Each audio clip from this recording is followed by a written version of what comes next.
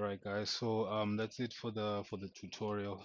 Even though in the last video we hit a bit of a snag with those errors there, but I hope I was able to convey as to how you can use Hmailserver to send emails offline with Hmailserver, and how you can use Laravel to send emails, and also along with how you get how you retrieve data from a form and pass it through to a mailable class and access that within an email template and so forth.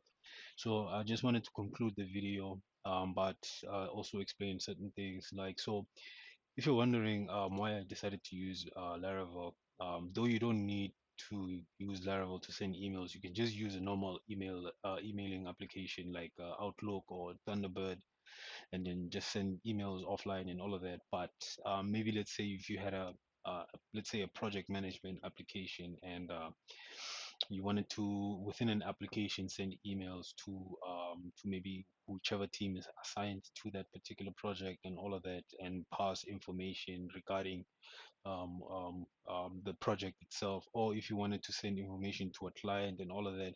Now, I haven't gotten around yet to see if you can send emails um, outside of like online or via the internet and so forth. Like I said, this was actually made known to me just recently by one of the guys who commented on one of my videos. Again, shout out to Karis. I don't know if you're watching this, but if you are, yeah, this is how I got it to work on Laravel. In case you were wondering, I'm pretty sure there's other ways in which maybe this might need to be set up and all of that. But for the time being, if you were wondering, this is how you would probably work with Hmailserver and Laravel. So, but yeah, guys, I hope you enjoyed the tutorial, and I hope you learned something.